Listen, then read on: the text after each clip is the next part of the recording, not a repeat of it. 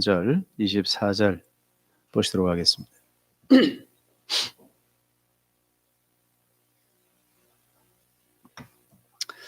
갈라디아서 3장 23절에서 24절 보시도록 하겠습니다. 믿음이 오기 전에 우리는 율법 아래 매인 바 되고 계시될 믿음의 때까지 갇혔느니라. 이와 같이 율법이 우리를 그리스도께로 인도하는 초등교사가 되어 우리로 하여금 믿음으로 말미암아 의롭다함을 얻게 하려 함이라. 아멘. 오늘 말씀 속에서 발견해야 하는 진리라는 제목으로 하나님 말씀을 나눠가도록 하겠습니다. 새해 첫 주인데 좀 여러분들 좀 오늘은 좀 쉬운 설교가 아니고 좀 어려운 설교가 될 것 같습니다. 이해가 안 되는 부분도 있으실 것인데 충실하게 원고를 보시고 그렇게 오늘 설명해 드리도록 할 테니까 잘 이해해 주셨으면 좋겠습니다. 바울은 하나님의 진리를 올바로 전하여 하나님의 아들로 탄생하게 하는 자들을 뭐라고 불렀냐면 아비라고 이야기를 했습니다. 반대로 진리를 그저 율법으로 전하여 사람들에게 교훈을 전하는 자들을 뭐라 그랬냐면 선생이라고 불렀어요. 굉장히 중요한 차이가 있죠. 진리를 올바로 전해서 하나님의 아들로 나와 여러분들이 탄생시키는 것을 여러분 아비라고 이야기했고, 그저 율법을 전하여 사람들에게 교훈을 전하는 자들을 선생이라고 불렀습니다. 왜냐하면 아비만이 아들을 낳을 수 있기 때문에 그렇습니다. 선생은 교훈을 던질 수는 있지만 아들을 만들 수는 없거든요. 그래서 여러분 이렇게 아비, 선생이란 말을 썼어요. 그래서 고린도전서 4장에 보게 되어지면 한번 보겠습니다. 고린도전서 4장 14절에서 17절에 보게 되어지면 내가 너희를 부끄럽게 하려고 이것을 쓰는 것이 아니라 오직 너희를 내 사랑하는 자녀같이 권하리 하는 것이라. 잘 보십시오. 재미난 말이 등장해요. 그리스도 안에서, 어디 안에서? 참 희한하죠. 그리스도 안에서 일만 스승이 있으되 아버지는 많지 아니하니 그리스도 예수 안에서 내가 복음으로써 너희를 낳았습니다. 그러므로 내가 너희에게 권하노니 너희는 나를 본받는 자가 되라. 이로 말미암아 내가 주 안에서 내 사랑하고 신실한 아들 디모데를 너희에게 보내었으니 그리스도 안에서 일만 스승이 있으되 아버지는 많지 아니하니 그리스도 안에서 내가 복음으로써 너희를 낳았다라는 뜻이죠. 아니 여러분, 그리스도 안에서 저 일만 스승이 뭐냐면 제가 잘 기록해 놨는데 무리오이 파이다고고스라고 하는 단어예요. 무리오이 파고다고고스. 이것은 뭐냐면 무수하게 많은 초등교사라는 뜻입니다. 그러니까 아까 우리가 앞에 좀 볼게요. 여기 보죠.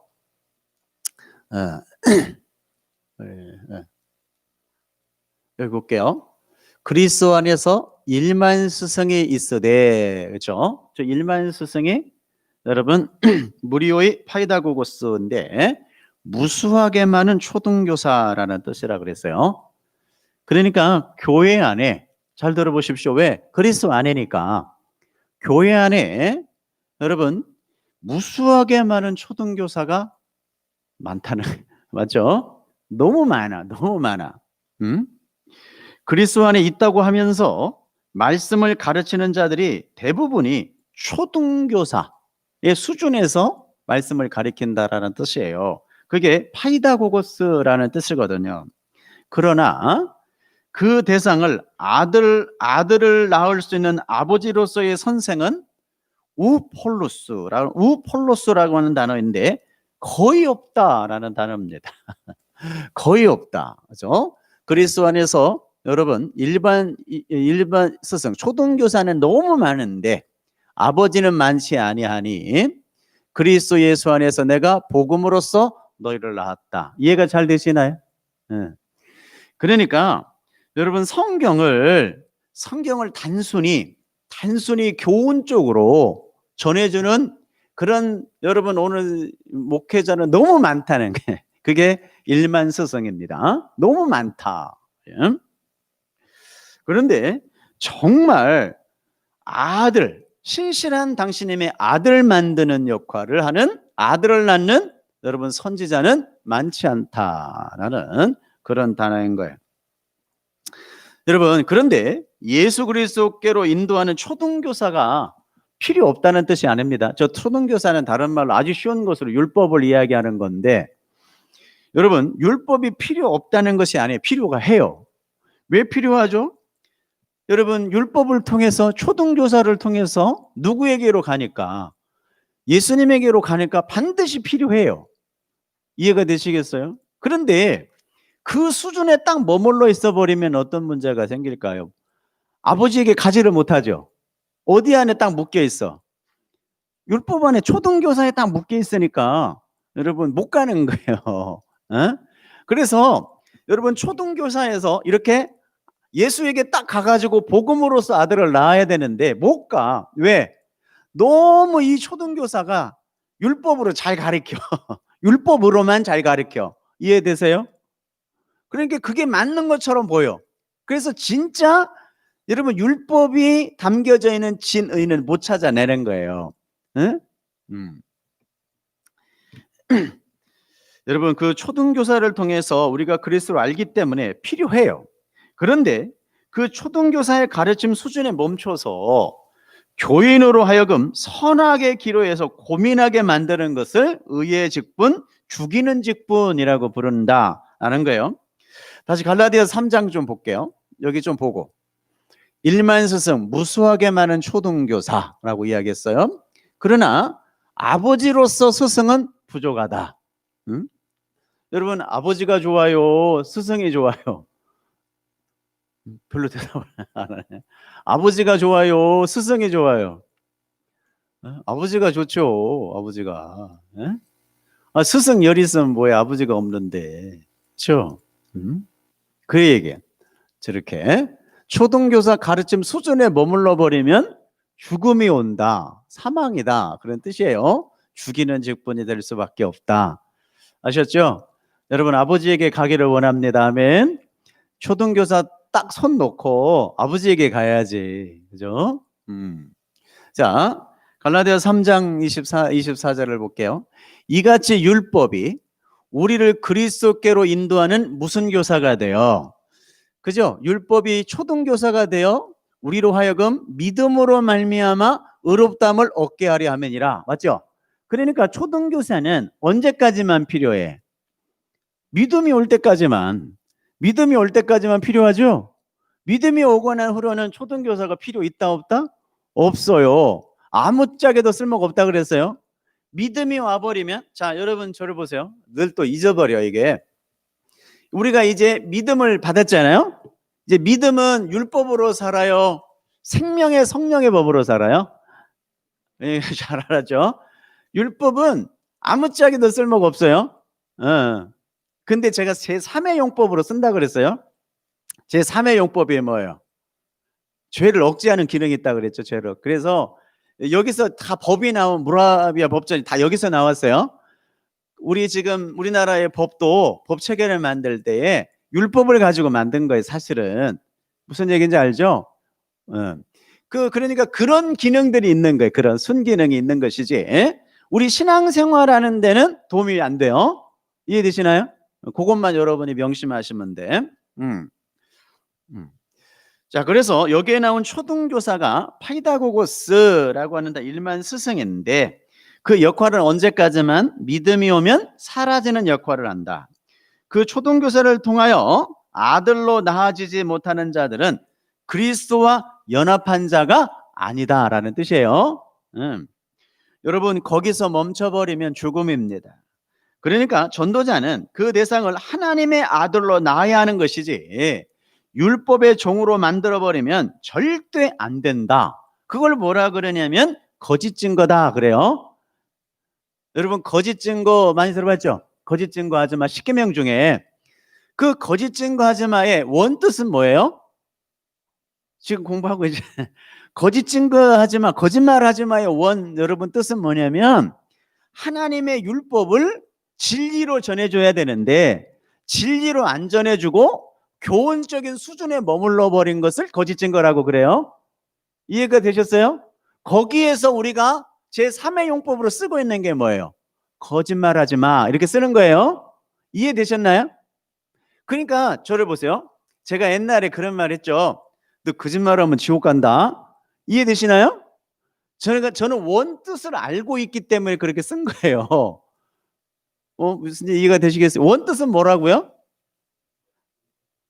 그렇지. 율법을 진리로 전해줘야 되는데 율법을 교훈적인 수준에 머물러 버리는 것을 거짓말하는 거거든요. 그렇게 하면 여러분 지옥 간다라는 뜻이에요. 이해되시겠죠?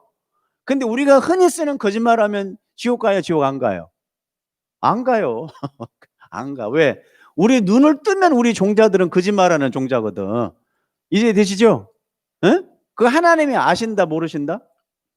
다 알지. 그러니까 여러분 다 장사하는 분들 이거 팔면 믿져요. 그거 다 거짓말이라 그러죠. 그거 믿지면 안 돼. 그거 다 거짓말이다 그러죠. 여러분 장사라고 하는 것이 인건비 있지. 수고를 해야 되잖아요. 또 남겨야 되잖아요. 그죠? 당연한 거예요. 제가 전에도 우리 병규 집사한테도 그런 이야기 했는데요. 우리 원가로 주면 안 된다. 10%는 남겨라. 제가 그런 얘기를 했어요. 10%는 남겨야지. 원가로 주면 기름도 들고 수고를 하잖아요. 그런 건 안 된다. 왜 교회가 여러분 공짜로 먹으려고 하냐. 이거 안 된다. 그래서 10%만 남겨라고 늘 이야기를 해요. 근데 몰라요. 저는 사실. 무슨 얘기인지 아시겠죠? 여러분 교회 일하는데 왜 가서 그냥 공짜로 해야 됩니까? 왜 원가로 해야 돼? 물론 이제 할 때도 있지. 정말 성령 하나님의 감화 감동에 의해서 그때는 해야 돼. 그죠? 그때는 하는 게 맞아요. 하나님이 지금 시키고 있는 일이니까. 그런데 여러분 일반적으로는 그렇게 하면 안 돼요. 교회 일이라고 무조건 공짜로 하면 그런 경우가 어디가 있어. 저는 그거 반대합니다. 그런데 똑같이 2배, 3배 남기면 안 된다. 아시겠죠? 그런 건 안 된다 그래요. 왜? 우리가 형제니까. 무슨 얘기인지 아시겠죠? 자, 여러분 보세요. 저렇게 이제 초등교사가 이제 아기를 데리고 이렇게 다녀요. 무슨 얘기인지 아시겠죠? 봐요. 초등교사를 통해 아들로 나아지지 못하는 자들은 그리스도와 연합된 자다, 연합된 자가 아니다? 아니다. 라고 선언합니다. 아시겠죠? 자, 요한복음 6장 63절 한번 읽어볼게요. 자, 살리는 것은 영이니 육은 무익하니라. 내가 너에게 이런 말은 영이요 생명이라 그러죠. 그래서 저기에 육이 무익하니라 라고 하는 저기에서 그노시스주의가 나온 거예요. 영지주의가. 그래서 이해되시죠? 근데 여러분 저 육은 여러분 우리 몸뚱아리를 가리키는 육이 아니에요. 제가 요한복음 강의하면서 설명을 했는데 안 들으신 분들이 많으니까 저게 육은 무익하니라 그러죠. 내가 너에게 이런 말에 영이요 생명이라 그러는데 우리 몸뚱아리가 무익하다 그런 뜻이 아니에요. 저기 육이라고 하는 단어는 호코스모스라고 하는 단어인데 율법은 그런 뜻이에요. 무슨 뜻이라고요? 율법은 살리는 것은 영이지 율법은 무익하다. 이해되셨나요? 잘 읽어지죠? 내가 너에게 이런 말은 영이요 생명이다. 이해가 되셨어요? 여러분 예수님이 복음을 전했어요? 율법을 전했어요? 복음을 전했죠. 그 복음은 너희에게 영이요 생명이다. 이해가 되시나요? 그런 말이지 우리 육체의 몸뚱아리는 아무런 유익이 없다 그런 뜻이 아닙니다. 그런데 이제 저걸 그냥 표피적으로 읽어버리면 육은 썩어질 거니까 이렇게 읽어버리면 안 돼요. 무슨 얘기인지 아시겠죠? 여러분 우리 육도 여러분 잘 간수해야 됩니다. 왜냐하면 하나님이 우리를 그죠?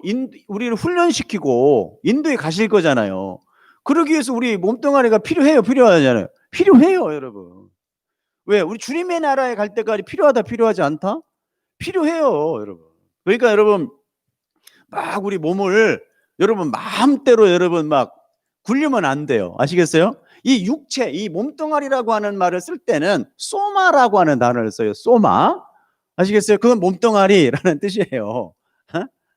저게는 여러분 그래서 이제 이런 경우가 이제 원어가 좀 필요한데 호코스모스 이렇게 돼 있어요. 이해가 되시나요? 근데 우리의 몸뚱아리 육체를 쓸 단어 때는 소마라는 단어를 씁니다. 그러니까 다시 읽으면 살리는 것은 영이니 육은 무익하니라. 율법은 무익하니라. 왜? 이미 예수님이 와버렸잖아 우리가. 그죠? 내가 너에게 이르는 말은 영이요 생명이다. 어렵지 않죠? 그래요. 그래서 반드시 성령에 의해 진리로 받아져야 해요. 그것이 생명이다라는 뜻입니다. 그래서 요한복음 16장 여기 또 해놨어요. 자, 보고 복습하고 갑시다. 자, 육은 호코스모스 맞죠? 소마 아닙니다. 율법.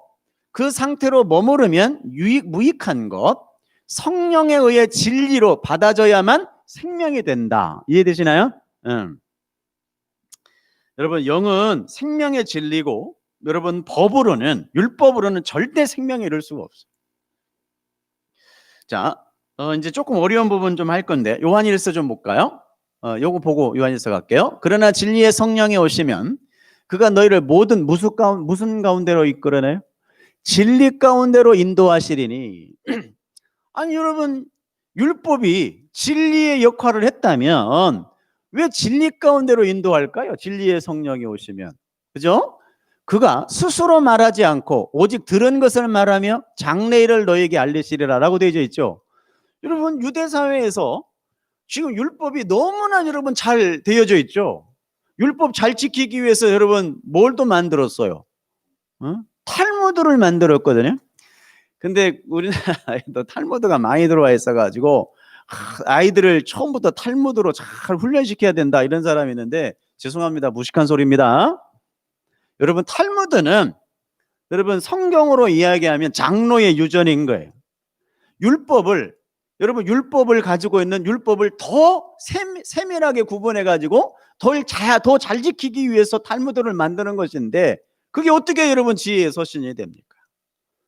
여러분 지혜는 예수님밖에 없어요. 아멘. 그래서 여러분 여호와가 지혜의 근본이시라 그러죠.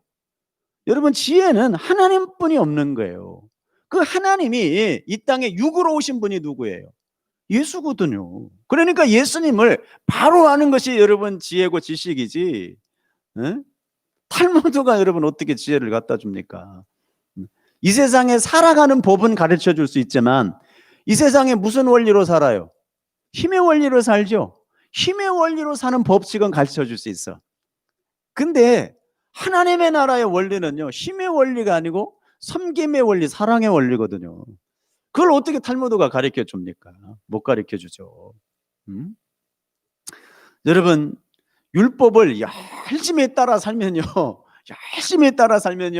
사랑하게 된다 그랬어요? 정죄하게 된다 그랬어요? 여러분 사랑할 수가 없어요. 정죄를 하게 되어져요. 그래서 율법은 여러분 죽이는 것이다 라고 한 거예요. 그래서 구수전에 머물러 버린 것을 뭐라 그런다고요? 초등교사라고 이야기하는 거고 파다이고고스라고 이야기한다 그랬어요. 자, 이제 조금 어려운 부분을 좀 해볼게요. 어렵습니다. 좀 잘 보시기 바랍니다. 요한일서 5장 7절에서 8절 한번 볼게요. 자, 증언하는 이가 셋이니 성령과 물과 피라. 또한 이 셋은 합하여 하나니라 라는 말이 나오죠. 여기에 뭐 삼위일체론에 대한 설명이 여기 나온다라는 분도 많이 계세요. 자, 여기서 이야기하고자 하는 것이 뭔가? 증언하는 이가 셋인데 성령과 물과 피라 그래요. 아니 성령은 알겠어. 증언은 누가 해요? 성령이 하시니까. 근데 왜 물과 피가 나올까요? 그럴 만한 이유가 있겠죠. 여러분 예수님이 여러분 이 땅에 여러분 오셔서 십자가에 돌아가셨을 때 뭐와 뭐를 쏟으셨다 그래요? 물과 피를 쏟으셨다 그러죠. 물론 우리가 육체가 물과 피로 되어져 있으니까 물과 피를 쏟았다 이렇게 표현을 써요. 그런데 우리는 거기에 머물러 버리면 안 돼요. 여러분 피라고 하는 것은 구약의 유월절 어린 양의 피를 의미하죠. 그것을 다른 말로 이야기하면 옛 성전 안에서의 제물의 피를 말해요. 이해가 되셨나요? 자, 피는 유월절 어린 양의 피와 옛 성전, 우리가 새 성전이잖아요. 옛 성전의 안에 있는 무슨 제사? 제물의 피를 의미하는 거고, 물은 뭐라고 했죠? 제가 예레미야서를 공부하고 요한복음 공부할 때도 이야기했지만 진리의 생수라고 이야기를 했어요. 여러분, 그러나 그것이 성령에 의해 진리로 하나가 되지 못하면 물과 피라는 모형만 가지고 절대 생명을 살릴 수가 없다라는 뜻이에요. 여러분 보세요. 구약 성경에 제사가 있었어요, 없었어요? 있었죠. 그런데 그 제사로 말미암아 이스라엘 백성들을 살렸어요, 못 살렸어요? 못 살렸어요. 산 역사가 없어요. 그래서 여러분 하도 제사만 제들이 지내니까 말라기 선지자를 통해서 뭐라 그래요? 내가 질려버렸다, 이제 나 피 좀 그만 갖다 놔라, 그러죠. 여러분, 하나님이 원하는 여러분 피의 제사는 어린 양 예수 그리스도로 말미암아 되어질 피를 의미하는 것인데, 표피적으로 성경을 읽어버린 유대 백성들이 여러분 어린 양의 피 예수를 드려야 되는 것이 되셔야 됨에도 불구하고 육체 여러분은 짐승의 피를 들여서 우리 죄 다 씻었다라고 생각을 해버린 거예요. 나 그거 질렸다는 거예요. 무슨 얘기인지 이해가 되시겠어요? 여러분, 유대 백성들이 율법을 가지고 있었나요, 안 가지고 있었나요? 가지고 있었도 이 말씀을 여러분 진리의 생수로 받아야 되는데 유대 백성들이 뭘로 받았어요? 교훈으로만 받았죠. 그 얘기를 하고 있는 거예요 지금. 그래서 성령과 물과 피라, 여러분 성령으로 말미암아 여러분 물도 피도 뭘로 승화돼야 되는데, 진리로 나와야 되는데 물과 피로만 남게 되어지면 진리가 되지 못한다라는 뜻이에요. 이해가 되시나요? 그래서 우리 예수님이 십자가를 지시면서 여러분 물과 피를 쏟으셔서 이제는 그 물과 피가 누구다? 진리인 나다를 설명하고 있는데 우리가 그것을 깨닫지 못하니까 오늘 또 율법 지켜야 삽니다, 그런 정말 여러분 거짓 선지자 적그리스도거든요. 그거 이를 지금 자행하고 있는데 나는 신앙생활 잘하고 있다고 생각을 하고 있는 거예요. 이해가 되시겠어요? 굉장히 중요한 부분입니다. 그래서 여러분, 하나님은 보이는 것으로 나타내어 말씀을 하셔야 해요. 따라서 모든 호코스모스는 전부 하나님의 말씀인 거예요. 이게 좀 어려울 수도 있는데요, 그 호코스모스 안에 성경도 들어있죠. 저를 보세요. 이게 뭔지 또 여러분 오해하실까 봐. 여러분, 이렇게 성경이 우리에게 주어졌습니다. 맞죠? 여러분 성경 다 갖고 계시죠? 요새는 핸드폰에 있습니다 그러지 말고 성경을 다 갖고 다녀요. 이게 좀 가지고 다녀요. 무거워서요. 옛날 그 무거워서 어떻게 들고 다녔을까, 그죠? 다 핑계예요. 성경 좀 가지고 다니세요.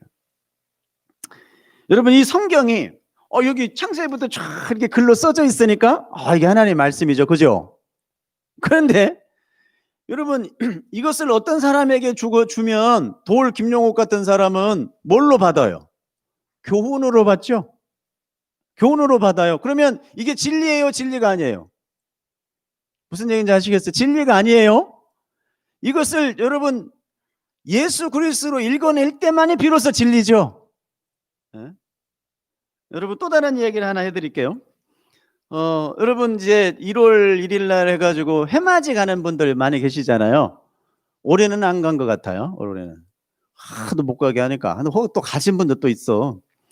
근데 그러든지 말든지 우리는 상관이 없어요.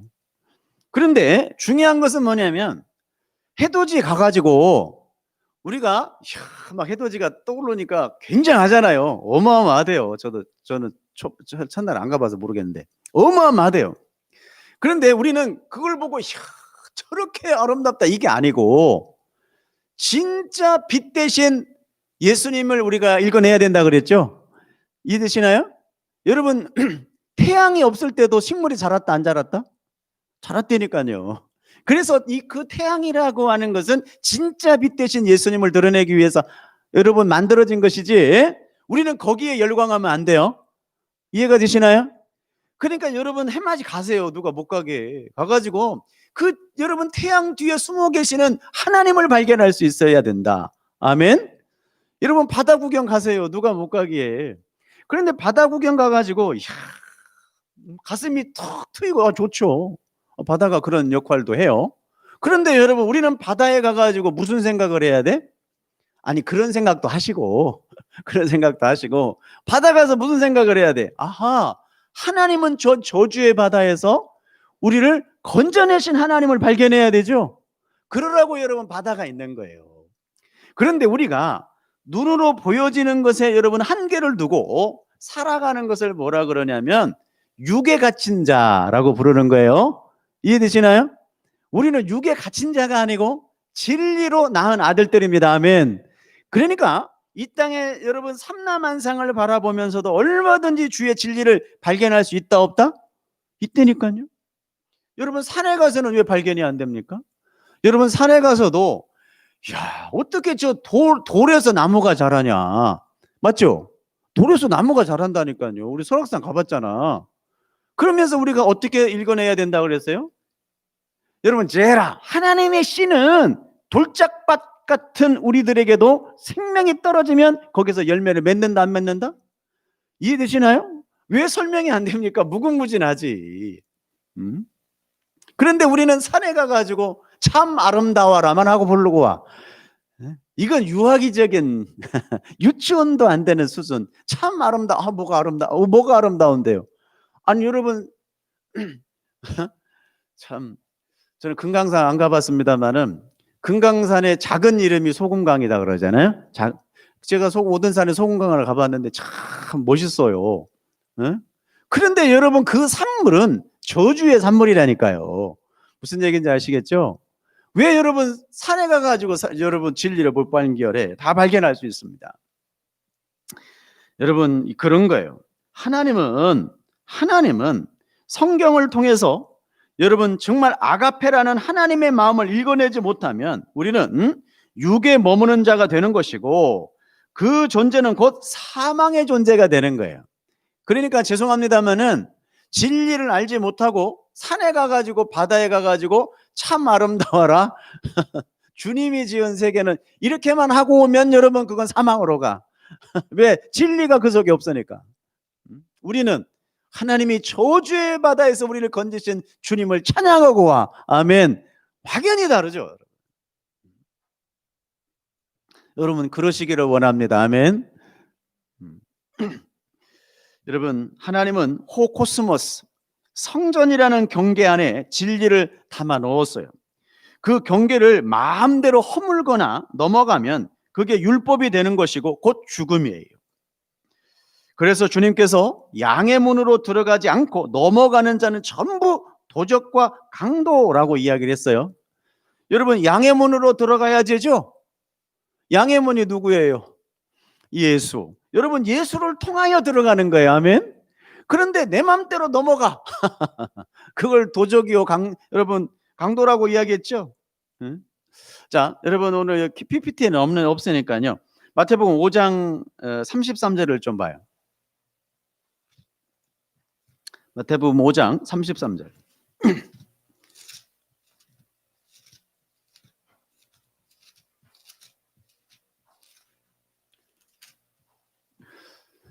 여러분이 잘 아는 맹세하지 말라라는 말이 등장합니다. 33절 또 옛사람에게 시작 또 옛사람에게 말한 바 헛맹세하지 말고 내 맹세한 것을 주께 지키라 하였다는 것을 너희가 들었으나 라는 말이 증가하죠.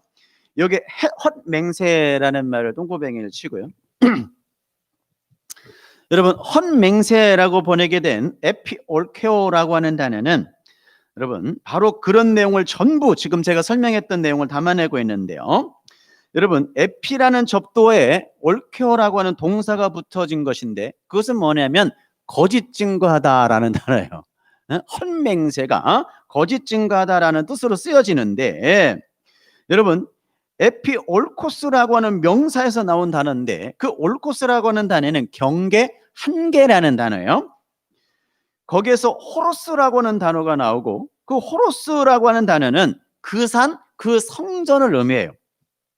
거기에 에피가 붙으면 그 성전 넘어 그 성전 경계밭, 그 성전 경계 밖이라는 단어를 뜻하고 있는 거예요. 요것을 제가 아주 쉽게 설명하면 그 성전의 한계, 다른 말로 진리가 있는데 그것을 넘어가게 되어지면 바로 그것이 거짓 증거다라는 뜻이에요. 아유, 이렇게 하니까 좀 어려운가 보네요. 저를 보세요. 아까 거짓 증거 설명을 했으니까 여러분, 하나님이 거짓 증거하지 마라고 하는 진리를 따로 만들어 놨어요. 그죠? 거짓 증거하는 것은 뭐라 그랬죠? 여러분, 율법을 가지고 주님에게 가라고 준 율법을 있는 그대로 읽어버리는 것을 뜻한다 그랬어요. 네? 그것이 여러분 거짓 증거예요. 제가 그것을 조금 쉽게 고린도후서 10장을 통해서 설명해 드릴게요. 자, 고린도후서 한번 볼게요. 10장 12절.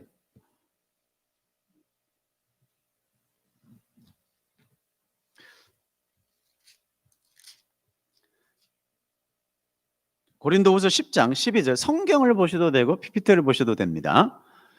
이왕이면 성경을 보시면서 거기다 적어놓는 것이 여러분 신상의 줄이에요. 왜? 또 까먹을 거니까. 우리가 늘 까먹어요. 까먹어도 되는데요.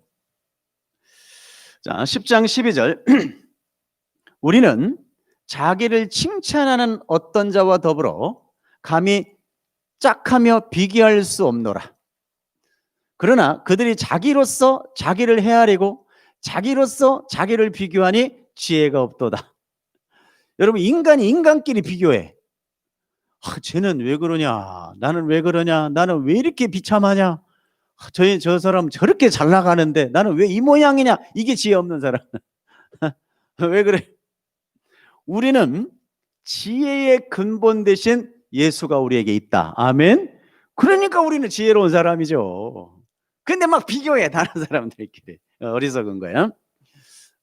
앞에 거는 나중에 설명해 드릴게요. 오늘 설명하려고 하는 건 그게 아니니까 여기에요. 우리는 분수 이상의 자랑을 하지 않고 오직 하나님이 우리에게 나누어 주신 그 범위의 한계를 따라 하노니 곧 너희에게까지 이른 것이라. 우리는 분수 이상의 자랑을 하지 않고, 여기 뭔 말일까요? 분수 이상. 아하, 우리가 분수가 있는데 그 분수 이상으로 나를 자랑하는 것을 의미하다고 생각을 이렇게 읽죠, 당연히. 그죠? 그런 말이 아닙니다. 네, 제가 좀 이따 설명할 거예요. 우리가 너희에게 미치지 못할 자로서 스스로 지나쳐 나아간 것이 아니요 그리스도의 복음으로 너희에게까지 이른 것이니라. 우리는 남의 수고를 가지고 분수 이상의 자랑하는 것이 아니고, 또 나오죠. 그러니까 여러분, 분수 이상이라고 저기다 좀 동글뱅이 쳐놔요. 조금만 설명하면 여러분이 다 이해가 됩니다. 오직 너희의 믿음이 자랄수록 우리의 규범을 따라 너희 가운데서 더욱 풍성하여지기를 바라노라. 이는 남의 규범으로 이루어 놓은 것으로 자랑하지 아니하고 너희의 지역을 넘어 복음을 전하려 함이라. 그죠? 자랑하는 자는 주 안에서 자랑할지라. 옳다 인정함을 받는 자는 자기를 칭찬하는 자가 아니요 오직 주께서 칭찬하는 자죠. 자, 요거부터 제가 설명을 이제 해드립니다. 잘 보십시오. 어렵지 않아요. 하나도 안 어려워요, 여러분. 자, 여기 남의 수고를 가지고라고 하는 단어가 나오는데요. 제가 설명을 해드리고 여러분 원고를 조금 이따가 봐드릴 거예요. 저기 남의 수고라고 하는 단어가 나오는데, 저 남의 수고는 뭐냐면요, 율법으로 만들어 놓은 수고, 행위를 뜻해요. 율법으로 나타난 행위가 남의 수고예요. 이해되셨나요? 율법으로 나온 행위를, 남의 수고를 가지고 분수 이상의 자랑을 하는 것이 아니라, 그죠? 자, 저들은 뭘 자랑해요? 율법의 행위를 자랑하는 것을 뜻해요. 율법의 행위를 자랑하는 거. 나 주일 잘 지켰어요. 11조 잘 냈어요. 열심히 봉사했어요. 이런 행위. 그걸 자랑하는 것이 아니라, 이해되시나요? 박실사님 이해되셨을까? 어렵지 않죠? 그 남의 수고가 율법을 가지고 한 행위를 이야기하는 거고, 그걸 분수 이상, 그 행위를 자랑하는 거, 그걸 분수 이상에 자랑하는 거예요. 아니라 오직 너희의 믿음이 자랄수록, 우리의 믿음이 자랄수록, 우리 저 규범이 나오죠. 저 규범은 무슨 규범일까요? 규범. 저 규범이 뭐냐면 정경, 캐논이란 단어예요. 캐논. 헬라는 카논이라고 해요. 카논. 우리 카논하고는 잘하고 있어요. 우리 큰일 났네. 그래서 우리는 보세요. 너희는 믿음이 자랄수록 우리의 규범, 정경에 따라, 말씀에 따라, 진리에 따라, 복음에 따라 너희 가운데 더욱 풍성하여지기를 원하노라. 이해되셨나요? 여러분, 진리를 따라 살아가는 사람들은요, 자랑할 것이 없습니다. 오직 자랑할 것은요, 이따 사도 바울이 이야기하는데 예수님 자랑하는 그거밖에 없어요. 그런데 여러분, 율법에 따라 그 분수 이상의 자랑을 하는 사람들은요, 여러분 자랑으로 나옴과 동시에 다른 사람에게 대해서 사랑으로 대할까요? 정죄로 다룰까요? 정죄로 나온다니까. 무슨 얘기인지 아시겠죠? 사랑이 안 나와요. 그래서 이는 남의 규범으로, 남의 규범이 뭐라 그랬죠? 율법의 행위로 이루어 놓은 것으로 자랑하지 아니하고 너희의 지역을 넘어 복음을 전하려 함이라. 잘 읽어지죠? 엄청 잘 읽어져요. 조금만 해놓으면. 보세요. 아까 앞에는 율법의 행위로 자랑했죠? 그런데 자랑하는 자는 어디 안에서 자랑하라 그래요? 주 안에서 자랑할지니 옳다 인정함을 받는 자는 자기를 칭찬하는 자가 아니요. 누가 칭찬하는 자예요? 주께서 칭찬하는 자라니까요. 이해가 되시나요? 여러분, 옳다 인정을 받는 자는 자기를 자기가 칭찬한 자가 아니에요. 나는 이렇게 율법을 지킨 사람이야. 누가 그랬어요? 바리새인들이 그랬죠. 그래서 여러분, 창기들, 여러분 또 누구? 삭개오 같은 세리들 바라보면서 저주를 퍼붓죠. 나는 저들과 같지 아니함을 감사합니다. 아니라니까요. 그게 여러분, 저게 자기를 칭찬하는 자가 아니 오직 주께서 우리를 칭찬하는 자라면, 오직 주께서 칭찬하는 자는 누굴까요? 믿음을 가진 자, 복음으로 지어져 가는 자를 칭찬하는 것이다. 이해가 되시나요? 하나는 안 어렵죠? 응?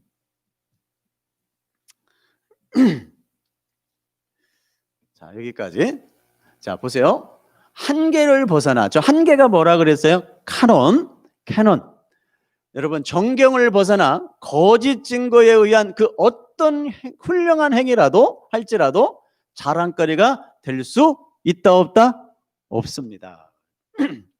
여러분, 제가 여러 차례 말씀을 드렸습니다만은, 여러분, 우리 신자들이, 신앙인들이 어떤 행위는 똑같이 나와요. 맞죠?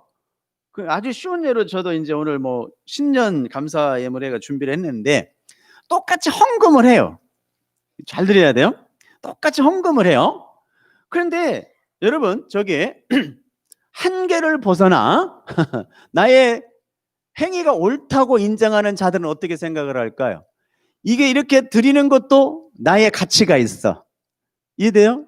내 가치가 있으니까 내 가치를 알아줄 때 사람들은 좋아해요, 안 좋아해요?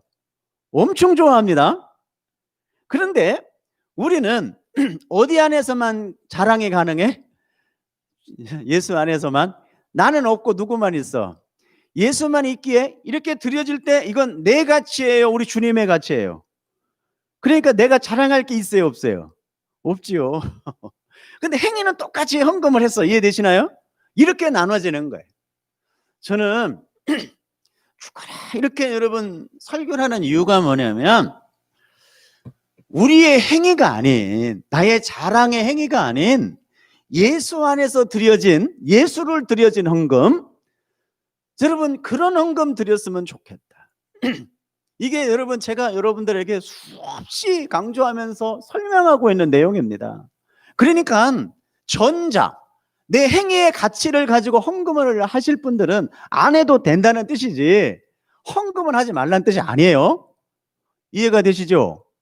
정말 여러분들이 아시고 이게 가치가 있는 것이라 10만 원, 50만 원, 100만 원이 가치가 있는 것이 아니라 예수가 드려질 때 최고의 가치가 있는 거다. 아멘. 그렇게 우리가 인지하고 인식하고 우리가 헌금을 했으면 좋겠다라는 뜻이에요.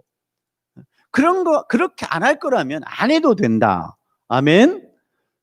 이해가 되시죠? 굉장히 중요한 겁니다. 여러분, 재미나게도 한쪽은요 생명으로 나오고요, 한쪽은 여러분 심판으로 나옵니다. 그래서 제가 뭐라 그랬어요? 그렇게 하려거든 가서 아이들 맛있는 거 사주세요 라고 이야기했죠. 그게 훨씬 유익하다니까. 그러면 애들이 엄마 아빠 좋다거나 하지, 그죠? 무슨 얘기인지 알죠? 그렇게 들여진 물질은요 강 목사만 좋아한다는 거죠. 돈 쓸 거 많아지 강 목사만. 의미가 없어요.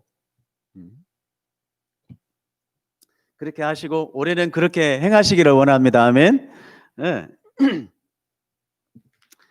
네.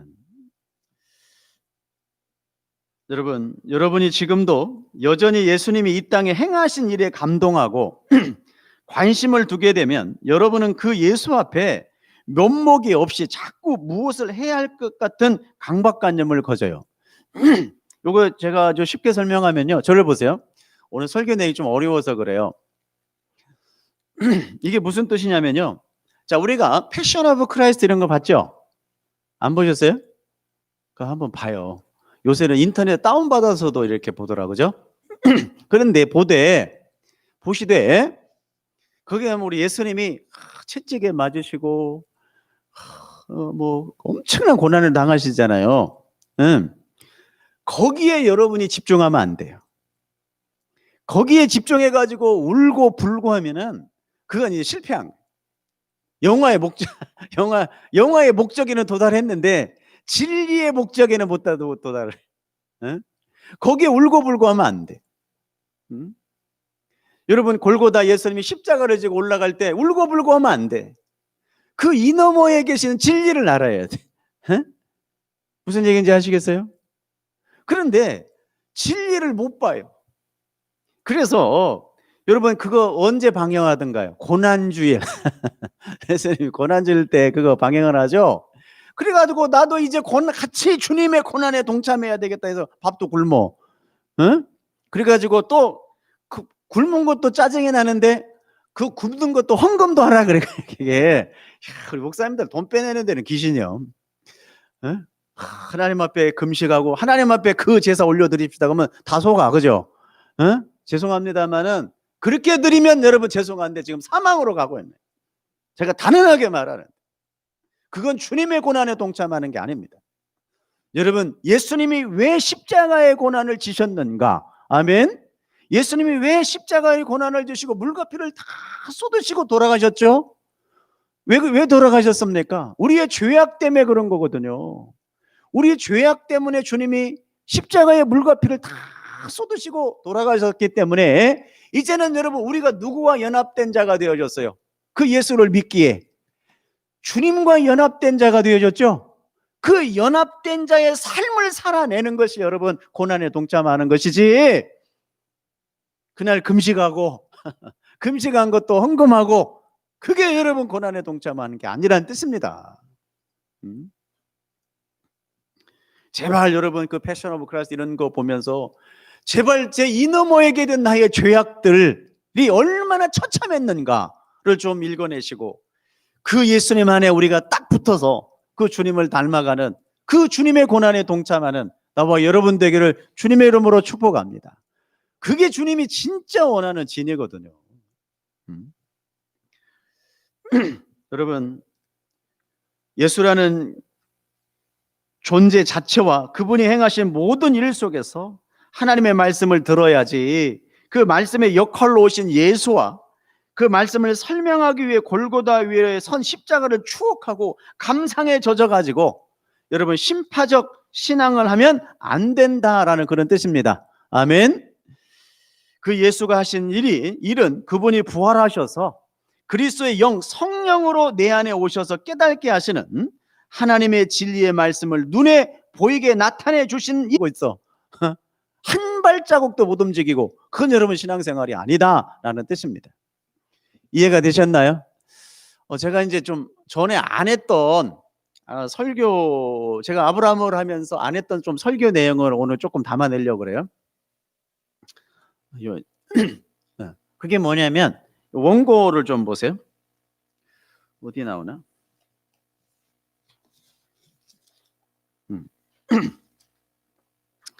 어디 나오냐면요.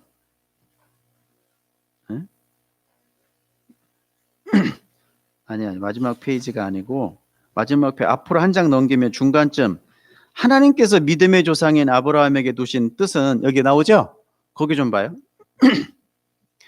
하나님께서 믿음의 조상인 아브라함에게 두신 뜻은 아브라함으로 하여금 약속의 후손이 이삭을 잘 키우고 보살펴서 그 약속의 후손을 약속의 후손답게 키워내는 것이 아니었다. 어려워요?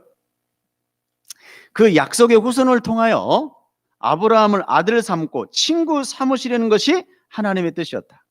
그러기 위해서는 아브라함에게 진리와 언약을 담고 있는 모형으로서의 약속의 후손이 계속 살아있으면 안 된다.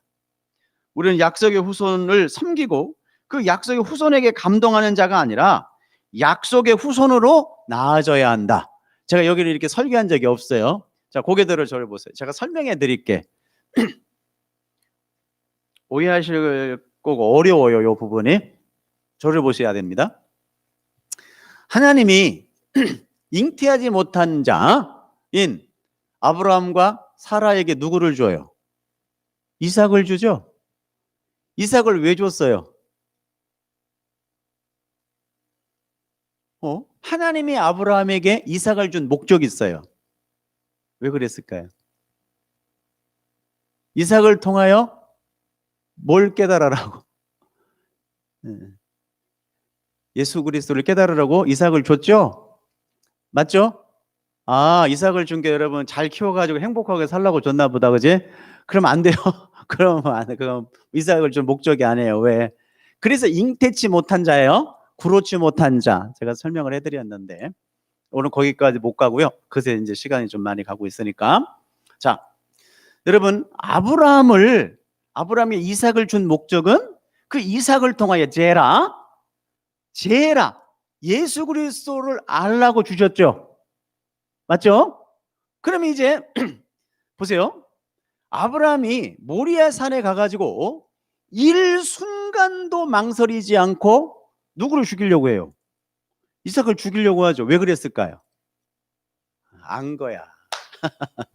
알았어. 뭘 알았어? 아하, 이삭은 얘는 나한테 제라가 무엇인지 설명해 주기 위한 뭐였구나? 도구였구나. 그걸 깨달아요. 그러니까 일순간도 망설이지 않고 이삭을 죽이죠. 맞나요? 여러분, 거기에 성령 하나님이 나타나셔가지고 말리지 않았어요. 하나님의 사자가 나타나 말리지 않았으면 죽였습니다. 왜? 일순간도 망설이지 않았잖아요. 무슨 얘기인지 아시겠어요? 그 용도로 죽은 거예요. 이제 깨달았어. 그죠? 그러면 이제 아브라함은 뭐가 된 거예요? 하나님의 아들, 친구가 된 거예요. 이해가 되시나요? 그래서 아브라함을 나의 뭐라고 불렀다? 벗이라 부른 거예요. 이해가 되시나요? 그 용도로 줬으니까. 자, 우리 예수님을 이 땅에 왜 보내주셨어요? 예수님으로 말미암아 우리 죄악을 깨닫고 하나님의 아들을 만드시기 위해서. 맞죠? 그걸 깨달았어 이제 우리가. 그러면 이제 2000년 전에 예수는 있고 지금 우리를 인도해 가시는 하나님의 성령에 따라 살아내는 것을 그 주님의 아들로 살아가는 거게 되겠죠. 근데 아직도 우리는 2000년 전에 막 머물러 있어. 하나님 그때 피 흘리셨지. 2000년 전에 피 흘린 거하고 지금 무슨 상관이에요? 우리가 이미 믿음으로 들어와 버렸는데. 맞죠? 그러하시기에 이제 우리에게 남아있는 시간은 예수님과 다 연합해가지고 예수님과 같은 삶을 이 땅에서 살아내면 되는 거예요. 아멘. 이해되셨나요? 그게 십자가를 준 목적이거든. 이삭을 준 목적이고. 아멘. 오늘 요것만 여러분이 이해하고 하셔도 괜찮아요. 괜찮아. 제가 요거 설교를 안 했었거든요. 창세기 하면서. 사랑하는 여러분, 성도는 여러분 그렇게 역사 속에 잠시 오셨던 그 아들을 추억하는 정도가 아니라 그분과 연합된 하늘의 아들로 되어져야 합니다. 아멘. 그걸 뭐라 그러냐? 구원이라고 부른다. 그게 아니라 여전히 여러분 2000년 전에 그 예수님에게 미안하고 지금도 그 일에 머물러 버려가지고 겸염적인 마음에 새벽기도, 헌금, 단기 선교 이런 여러분 수준에 머물러 버리게 되어지면 여러분 정말 하나님의 진리의 자유를 배울 수가 없게 되는 겁니다. 맞나요? 여러분들에게 방종하라는 뜻이 아니에요. 자유가 뭔지 알면 법을 밟으며 살 수 있어. 율법을 밟으며 살 수 있어요. 난 자유한 자이기 때문에 이제 마음대로 술 마시고 개판으로 살라는 것이 아니라 자유가 뭔지 모르는 유아 수준에 있는 사람들이나 그렇게 하는 거고, 진짜 자유가 뭔지 안 사람은 내 안에 그리스도를 가진 사람이므로 이미 그런 거에 우리는 구애받지 않는 수준에 이미 올라 있어. 그죠? 이미 우리는 율법의 수준이 아니라 율법 너머의 수준에 있어. 우리는 생명의 성령의 법으로 사니까. 맞나요? 그런데 중요한 게 하나 있어요, 여기에. 그런데 나의 어떤 그런 행위가, 나의 어떤 그 행동이 아직 복음을 이해하지 못한 자들에게 방해가 될까봐 조심하는 거예요. 아멘? 이해가 되시나요? 굉장히 여러분 덕을 세우기 위해서, 그걸 다른 말로 덕을 세우기 위해서 조심하는 거, 우리가. 그게 자유를 안 자의 삶이에요. 아멘? 그래서 사도 바울이 뭐라 그랬어? 나는 유대인들을 얻기 위해서 율법까지 살았다. 맞나요? 이방인을 얻기 위해서 이방인처럼 산 거예요. 그게 여러분 자유자예요. 응? 이해가 되시나요? 여러분 율법을 사도 바울이 몰라서 그런 행위를 했을까요? 너무나 잘하는 사람이었잖아요. 그렇게 여러분들은 법을 밟고 서는 자유자의 모습으로 살아가시기를 주님의 이름으로 축복합니다. 아멘. 그렇게 못 살게 법으로 살라고 지금 묶고 있는 작자들이 적그리스도 거짓 선지자들이. 그게 뭐냐요? 말씀의 경계를 몰래 타고 넘어 들어가 옛 선정식이 뭐예요? 율법식으로 신앙이 옳은 신앙인 것처럼 껍데기만 전해주는 것을 뭐라 그러냐? 적그리스도 거짓 선지자라고 부른다. 아멘. 여러분 적그리스도가 뭐 뿔 9뿔 달리고 이런 게 아니에요. 부식한 소리고요. 자, 요한일서 볼게요. 오늘은 제가 좀 양이 조금 많은데 지금까지 좀 뭐 어렵나요? 이해하실만 하죠? 이해하시면, 모르시면 집에 가서 한 번 더 읽어보시면 좋을 것 같습니다. 자, 요것만 설명하고 오늘 설교를 마치고자 합니다. 요한 2서 1장 7절. 자, 미혹하는 자가 세상에 많이 나왔나니. 자, 미혹하는 자가 적그리스도 맞죠? 거짓 선지자. 거짓 선지자 세상에 많다 적다? 아까도 고린도전후서 10장을 통해서 많이 이야기했죠? 여러분 일만 스승 초등교사들은요 너무 많아. 어디 안에 많아. 근데 그거 아세요? 여러분 율법주의로 계속 설교를 하고요, 가끔씩 은혜를 던져주면요 그 교회는 성장한다니까요. 진짜 그래요. 왜? 내가 뭐 한 것 같잖아. 그죠? 그걸 또 알아주네? 그러니까 그처럼 좋은 방법이 없어요. 근데 저같이 이렇게 무식하게 여러분 이거 복음만 전하면 사람이 안 와. 왜 그런 줄 아세요? 나를 안 알아주거든. 뭐야 날마다 저거 뭐야 죽은 흙이라 그러고 날마다 죽으라 그러고 이거 뭐야 이거. 응? 그런데 여러분 재미나게도 언젠가부터 그게 괜찮아. 그게 재밌어. 그게 흥미진진해. 그게 여러분 생명으로 이미 왔다는 증거예요. 응? 이해되시나요? 괜찮아요. 율법에 머물러 계시고 싶으면 율법에 머물러 계세요. 저는 상관없어요. 응? 자, 미혹하는 자가 세상에 많이 왔죠. 이는 그죠? 그런 사람 어떤 사람이냐? 예수 그리스도께서 육체로 오심을 부인하는 자라. 이런 자가 미혹하는 자요 적그리스도라. 근데 요걸 요걸요 표피적으로 딱 읽으면 무슨 소리예요? 아하, 적그리스도는 예수 그리스도께서 육체로 오심을 부인하는 자구나, 이렇게 읽겠죠. 그러면 육체로 오신 자가 누구? 예수죠. 근데 언제 육체로 오셨어요? 응? 2000년 전에 오셨지. 2000년 전에. 그런데 참 제가 이렇게 성경을 읽으면서 이런 부분들을 읽으면서 놀래 자빠지는데요, 요거예요. 여기 보면 미혹하는 자가 세상에 많이 나왔나니 이는 예수 그리스도께서 육체로 오심을 부인하는 자라고 했죠. 저 오심을이라고 하는 단어에다가 동글뱅이를 쳐봐봐요. 저 오심을이라고 하는 단어가 에이셀코마이라는 단어. 에이셀코마이. 뭐 주보에 있으니까 한 적도 됩니다. 그런데 이제 여러분들은 저 읽어야 되니까 거기다가 적어 놓으세요. 에이셀코마이라고 하는 단어인데 요게요. 잘 보십시오. 만약에 2000년 전에 와버렸으면 여러분 요게 과거형이어야 되거든요. 그죠? 이미 2000년 전에 왔으니까 과거형을 써야 되는데 오이셀코마이라고 하는 단어는요. 현재형이라는 거예요. 현재형. 그러면 이게 뭐가 좀 이상하잖아. 현재도 그렇다라는 뜻이거든요. 그죠? 그러니까 아하, 이것은 예수 그리스도께서 육체로 오심을 부인하는 자라고 하는 것은 현재도 그렇구나라는 뜻입니다. 그러면 저게 무슨 뜻을 담아내고 있는 것일까? 무슨 뜻이에요, 여러분? 저 단어는 2000년 전에 예수님께서 육신으로 이 땅에 오신 것을 부인하는 것을 말하는 것이 아니라 지금 우리 육신 속에 그리스도 예수가 영으로 왔다는 것을 부인하는 것을 뜻합니다. 이해가 되시나요? 우리 안에 지금 누가 와 계신다? 성령이 와 계심을 부인하는 자들을 뜻하는 거예요. 저게 저렇게 내용이 달라지는 거예요, 여러분. 그러니까 당연히 거짓 선지자지. 여러분 보세요. 저를 보세요. 왜 제가 증거를 하나 보여줄 건데요. 자, 우리 안에 이미 성령이 와 계셨죠.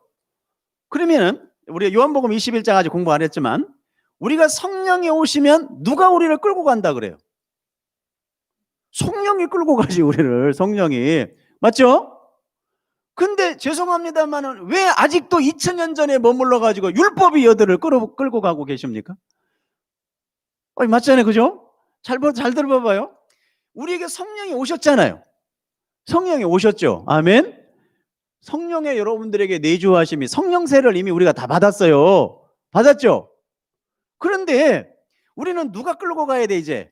우리를 누가 인도해 가야 돼? 좋은 표현으로. 성령이 인도해 가야죠. 성령이. 그죠? 근데 왜 여러분들은 율법이 여러분들 인도하게 만듭니까? 그걸 교훈이라 그랬어요. 1만 스승 초등교사. 맞나요? 이걸 뭐라 그러냐면 미혹하는 자야. 미혹하는 자, 거짓 선지자. 이해되시겠어요?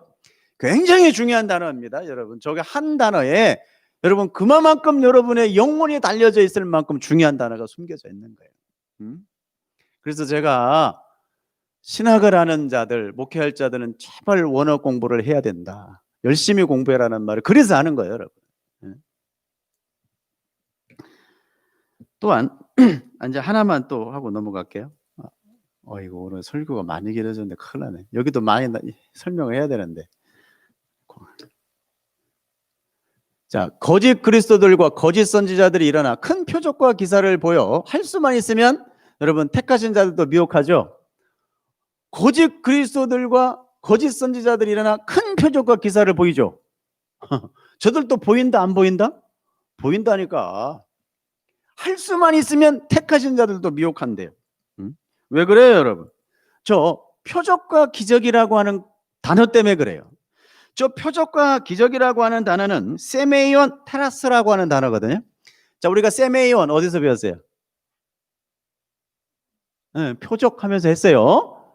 자, 요한복음에 7가지 표적을 주는데 그 세메이온 단어 배웠죠? 그 세메이온이라는 단어와 테라스라고 하는 단어는 안 배웠어요.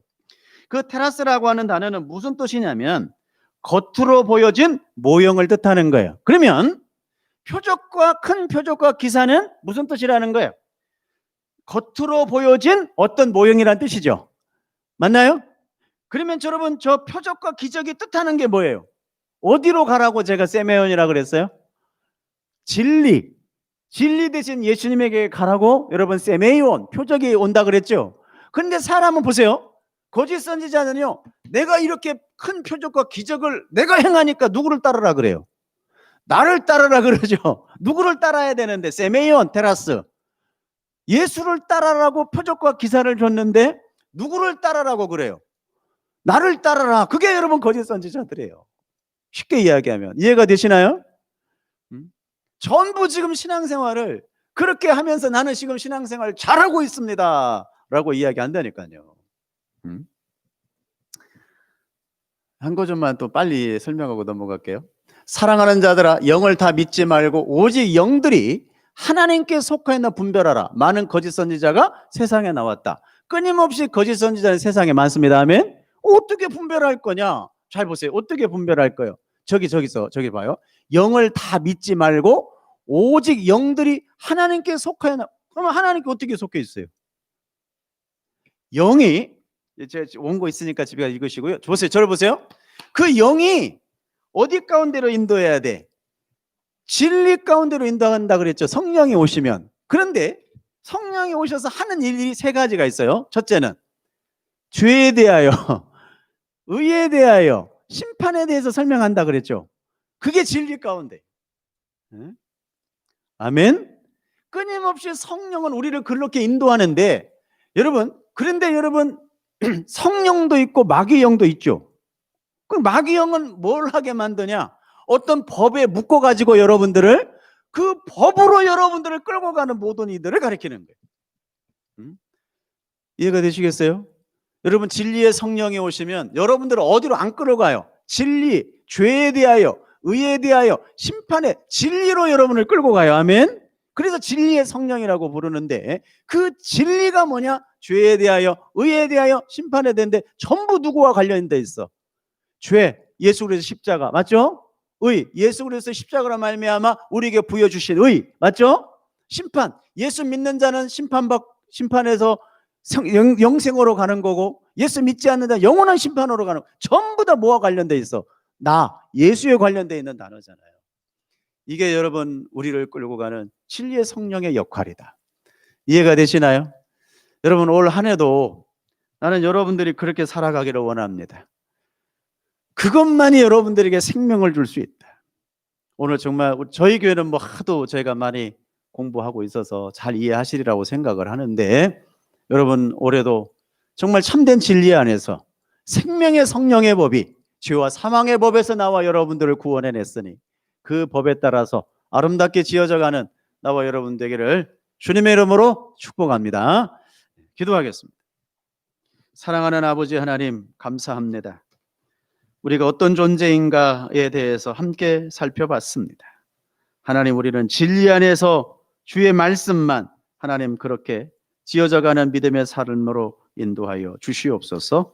감사드리옵고 예수님의 이름으로 기도하옵나이다. 아멘. 우리 찬송가 2자